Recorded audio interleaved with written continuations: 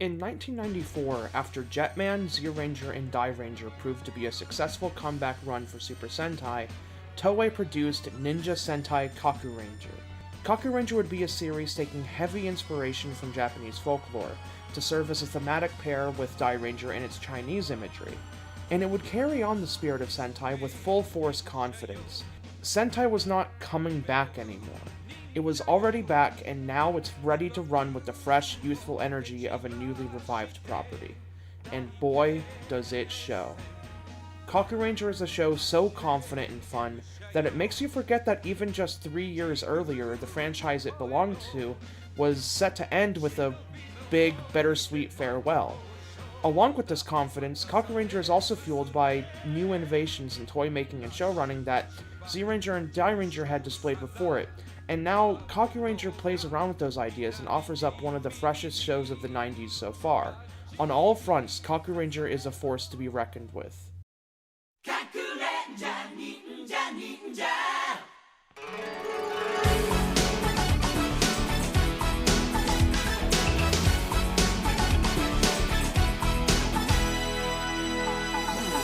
ライトアップの売り口は一元行きのダイヤモンドアドベンチャーこっちとあっちのミステリーつなげてみせてよシークレットカクレンジャー夕暮れやっとあの子といい感じその時シュワッと風がきれい吹っ飛ぶ二人の間すり抜けて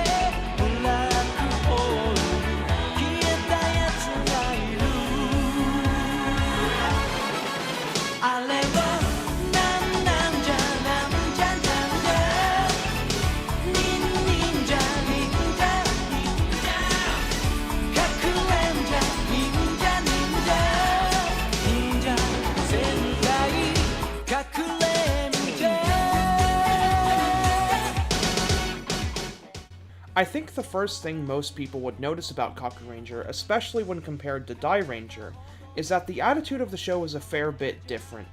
Kakuranger is lighthearted and absolutely brimming with life. It takes many cues from manga, especially shonen manga and gag manga, and in those genres, ninja are just a little bit popular. I mean, look at all these. There's so many more I could just name. So on a thematic level, it makes perfect sense that this show would kind of turn up the goofy factor and appeal itself more to the manga reading, anime watching, Super Famicom playing youth of 1994 Japan. Honestly, this theme is such a great fit for Sentai that it's incredible that this is the 18th season of the show and it's the first ninja-themed Sentai in the show's history. As usual, before we look at the execution of the show itself, let's talk about the show's design. Look at those suits. They're practically perfect. The Kakuranger have a really simplistic but iconic design that evokes nearly every single ninja design cliche. The small swords on the back, the headbands, the collars. The designs aren't busy at all either, which is rarely a big problem for Sentai honestly, but it comes much appreciated here. I love the color lineup too, as this is the first one to get just a little bit weird on us. Here we have red, blue, yellow, black, and white. Primary colors in black and white. About as basic as you could possibly ask for, but really evocative. The lineup of colors in a Sentai seems like a minor thing to point out, but it's something I appreciate a ton when it comes to making a team really pop out from a lineup of now over 40 years of Sentai. It definitely counts for something, I think. The arsenal is basically what you'd expect. Just some swords and shurikens and random ninja tools. Nothing outrageous or really special, which is something I think Die-Ranger does have in spades over this show. Those dudes had weapons for days. And that's not the focus here, though.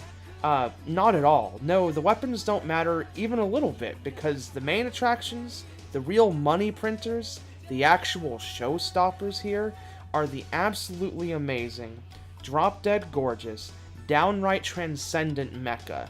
These robots fucking rule. First we have Muteki Shogun, an absolute boss hog of a robot based on a feudal-era Japanese castle, and god to the damn does it look good. Muteki Shogun, as well as the other mecha in this show, is sentient, much like the mecha in Z-Ranger. The coolest part about Muteki Shogun, though, in my humble opinion, is that he's made up of 5 entire humanoid robots, all of which make up the castle. This is the first of its kind in Sentai as far as I can tell, and in combination with the unique look of the entire thing, serves to make the robot one of the most iconic and enduring mecha of the series. It's honestly just incredibly standout. At a somewhat early point in the show, we get the Jusho fighters, leaner versions of the initial humanoid mecha forms that make up Muteki Shogun. They can do flips and acrobatic shit that something as chunky wonky as the old Muteki can't quite handle. They're neat and make for some really refreshing mecha scenes here and there. Later in the series, we get Tsubasa Maru, a giant falcon that serves an upgrade to Muteki Shogun, forming, Super Muteki Shogun. Now it has cannons. Nice. And just a bit after Tsubasa Maru's introduction in the show's best arc, we get Kakure Daishogun. That mecha you've probably seen before when it was ruined by the Mighty Morphin Power Ranger movie's horrible CGI rendition. I'm just gonna say it right now. Kakure Daishogun is my favorite of the mecha that we've seen in Explode When Defeated so far. On its face, it's a fairly bog-standard animal mecha, but every single animal serves great purpose in the design, especially like the frog making up the entire lower half of the body. Super cool stuff. There's also the note of its story significance. The way this mech is built up in the series is some seriously amazing stuff, especially for its time. Really serves to make this thing feel vital to the show's internal harmony, emphasized by how Kakure Daishogun's debut is the turning point of the show, both in terms of plot and tone. Also, Tsubasa Maru shows up a lot of the time to give this thing wings. That rules too. Tsubasa Maru is a true mecha hype man, always supporting its dudes. And there's another mecha I've not described yet, but we'll get to that soon. Don't worry. Just put a pin in it. So let's talk execution. How does this show really stack up to its predecessors?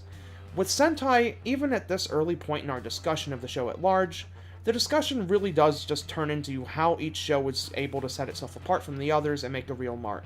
With Rider and Ultraman, they're able to play with the premise and format a bit more freely, so this point becomes less of a sticking point in discussion about these series. But with Sentai, it's nearly the entire discussion, since there's such a defined, strict format, which I admit can be a little exhausting. It is important, though.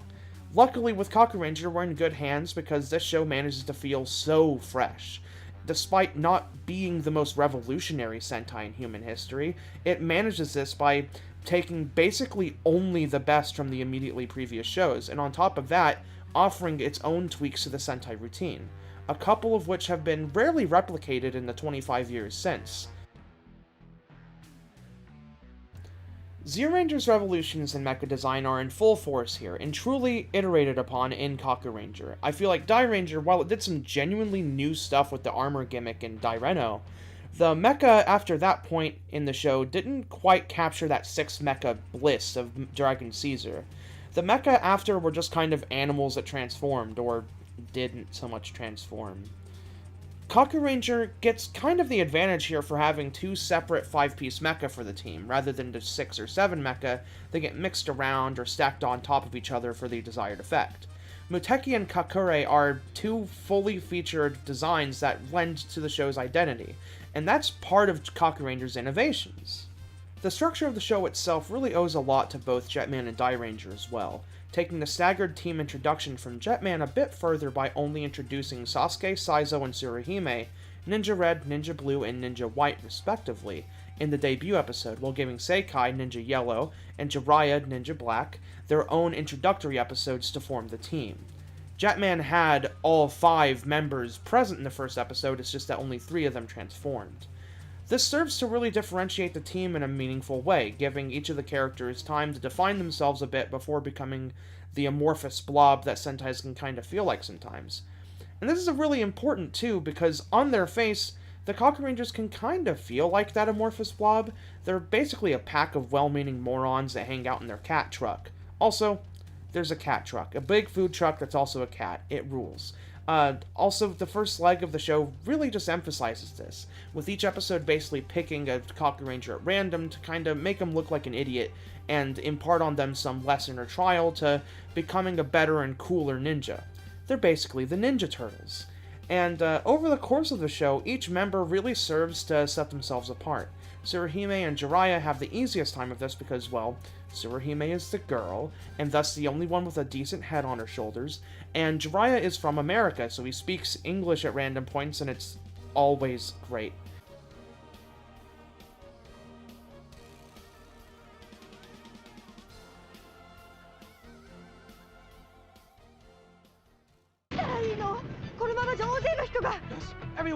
Everyone, the squirrel's over there.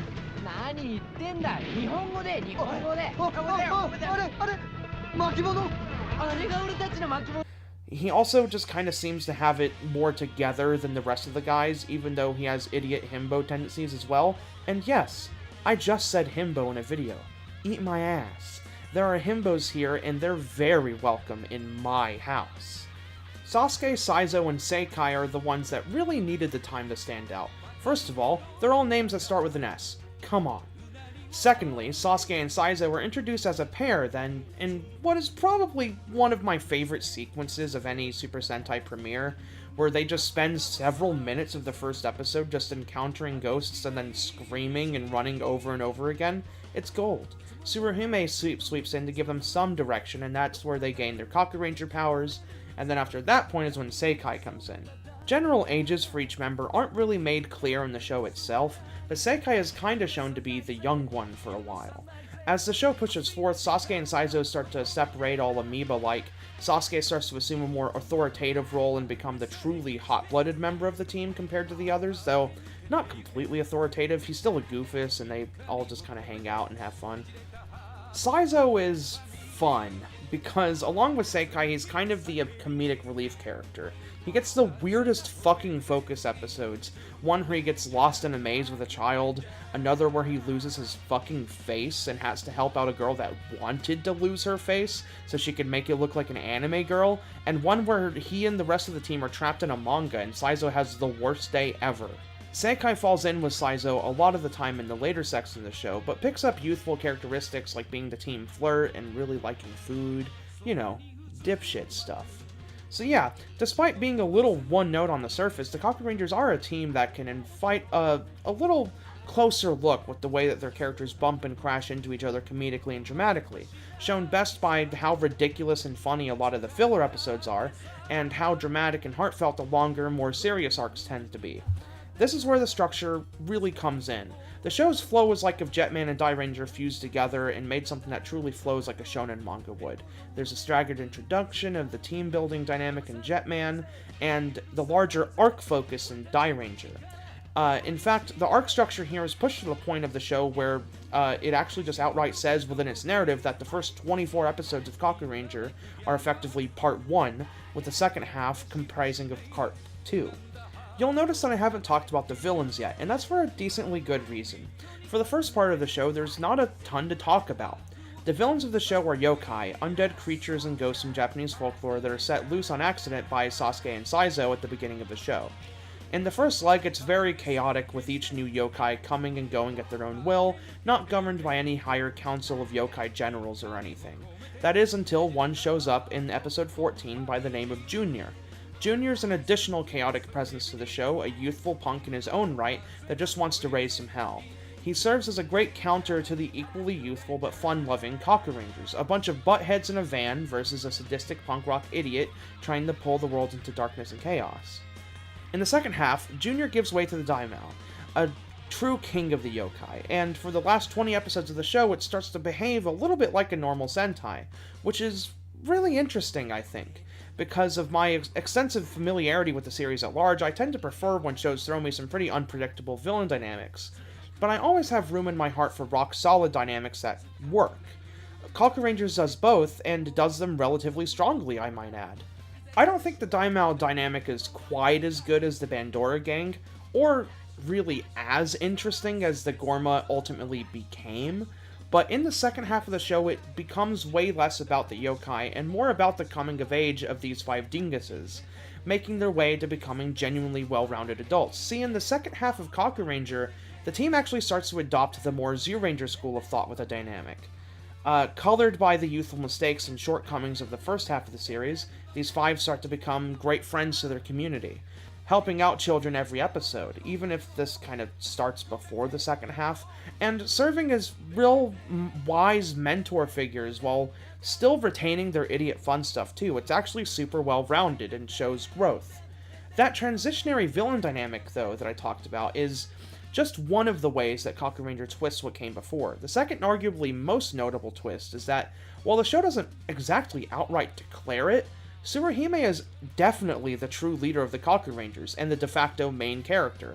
For one, she actually knew what was going on at the start, and secondly, I mean, just look at the headpieces of both the mecha. White cranes. Tsubasa Maru? White as well.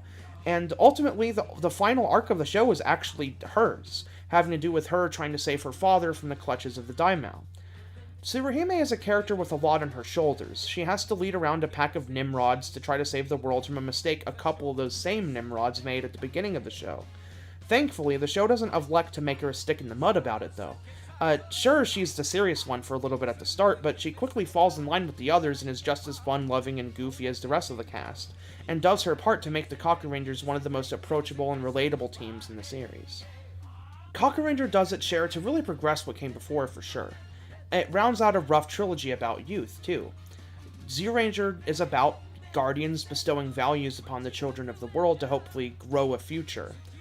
Dairanger throws doubt into the equation, a series about ongoing conflicts and sins of the past, messes left for the children to pick up.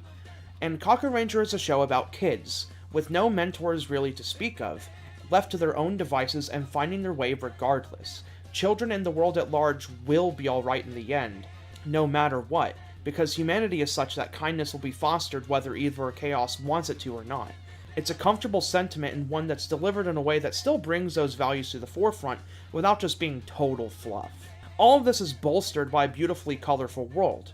One where there's an announcer giving rough biographies of each yokai, and then returns late in the show to give like a behind-the-scenes look at the team while summarizing their journey so far. It's really fun, amazing stuff. There's also Ninja Man, a perfect echo of the first part of the show that shows up fairly late into Kakuranger's run, in episode 36. Ninja Man is an apprentice of sorts to Moteki Shogun, Kakure Shogun, and Tsubasa Maru, who are ancient warrior gods from generations before, dedicated to fighting the yokai. Ninja Man is unique in that he's an apprentice mecha, which is a really bizarre idea, but he's also effectively the show's Sixth Ranger, though in the fanbase's parlance he's considered to be an extra hero, someone that's additional to the cast but isn't considered an actual member because of story reasons and, like, design and stuff. Ninja Man's fucking hilarious, though. He's an arrogant weirdo that tries too hard, but is also kind of a weird mascot, and kids get attached to him pretty fairly easily. I mean, I know I love the guy and stuff, and especially as a child, I would be like, yeah, this guy's, I love him. He's the guy. The Kakuranger, forget about it. This is the guy. There's a lot of fun stuff with him in the episodes leading to the end, so he still makes his mark on the show before it finishes and stuff, even though he's introduced super late. That late introduction is for a good reason, though, because since he comes in during the second half of the show, he contrasts with the newly mature team, becoming the comedic relief mascot character that sorta completes the team dynamic at this point. If he was introduced around episode 17 like Dragon Ranger or Kiba Ranger, he actually would have been redundant. Also, Ninja Man turns into a proper mecha with his Samurai Man form, which occurs when a yokai calls him a novice or something to that effect, and he gets mad. It's great. Sure, yes, this is clumsy writing, especially when it happens nearly every episode after a certain point, but also, so is writing a mech fight into every episode of Super Sentai. What's a little more clumsiness to the equation? I think to close out, I want to speak a little on that turning point I keep referring back to that cleaves the series in two, as it's a moment that truly feels huge for Sentai as a show at large. See, after a certain point with the introduction of Tsubasa Maru, Junior starts raising some ultimate hell with the promise of awakening the Daimao, and to try to stop it, something pretty wild happens for the Kakurangers, something that doesn't really happen very often in Sentai. They separate. There's limited time, and the only way to stop Junior is to awaken the parts of Kakure Daishogun with the corresponding scrolls, so this is the only way to get that accomplished is to separate, and that's huge. It is in this arc that the show really shows off its true colors. Each of the Kakurangers really get moments to shine, both serious and comedic. The new mecha combination gets some serious and well-deserved build-up, and the arc is just long enough to make you miss the team at around 5 or 6 episodes. It's honestly pretty wild to me that Sentai doesn't do this sort of thing more often, to really hammer in the importance of the team dynamic. You don't know what you got till it's gone, that type of thing. And to end off, there's one of the most triumphant mecha debuts in the series, and a send-off to a fantastic villain to boot. It's an arc that has it all, and it really reminds you just how good Super Sentai can be. What Super Sentai can bring to the table that Kamen Rider and Ultraman just can't. This arc is the centerpiece of the show, and one that heightens everything before and after, to the point where it doesn't really matter if some of the other arcs are weaker or not. This show fosters love for its cast and world like no other, and that's something to be seriously commended for a show in a format that gives it such a limited shelf life. This is the kind of stuff that makes these shows truly memorable. So yeah, Kakuranger is a show that builds on before. If Jetman was Super Sentai crawling back to the surface, and Zyuranger was the show finding its footing again, and Dairanger was the show settling into a comfortable walk, then Kakuranger is the show full-on booking it, running into the future with renewed confidence and inspiration, breaking new ground and setting forth new ideas, with seemingly little to stop it, especially in times like right now, where the future of Sentai comes into question about every year or so. It's amazing to see a point in time where Sentai seemed completely unstoppable. Long live these dumbass ninjas and their cat bus. I hope it never runs out of gas. Alright, and that is yet another Explode When Defeated episode. And actually, as a small announcement, this is my final one for the year. Sure, there's another month left of the year, but December I'm actually going to take as a bit of an off month when it comes to the analytical stuff. I think there's still episodes coming, and there is still going to be an Explode When Defeated video at the end of the month. It's just going to be a fair bit different. I think I'm going to be doing a lot of kind of retrospective looks at this year particularly. And I'm also going to be doing some videos that are definitely off the beaten path and aren't about Toku at all, to really kind of round it out and stuff and have fun. There's still going to be Discuss All Monsters, so don't worry about that. But yeah, so get ready to see me talk about some other forms of media that I really enjoyed this year. Talking, you know, maybe a couple top 10 lists or something, who knows. And then at the end of the year, around Christmas, New Year's time and stuff, I'll be releasing a video that is 2019 in review for both this channel and Tokusatsu at large. So I'll be talking just a little bit on things like Ryu Soldier, 01, Kamen Rider Zeo, Ultraman Taiga, just, you know, a little bit of things in general just to kind of round out the year and talk about 2019, because with the pace that I'm going and stuff, it's going to be very long until I can actually give, like, full analytical things on those shows, so I might as well give a little bit of opinion and a little bit of talk about each of those and what I really enjoyed from this year in the current sphere of Toku. And also, there's probably going to be some Super Sentai news about 2020's Sentai team, so stay tuned for that. I'm probably going to try and make something very fast whenever that happens. But yeah, so next month is going to be pretty lively, even if there isn't going to be a full featured video for, you know, a big, like, essay thing. But yeah, so exciting stuff, fun stuff. Thank you guys for watching and stuff. I really appreciate you guys sticking around and having fun whenever I release new stuff. And I'm really happy with where this show has gone this year. So yeah, I'll see you guys around. Follow me on Twitter, consider Patreon, listen to Discuss All Monsters, all that good stuff. See you around.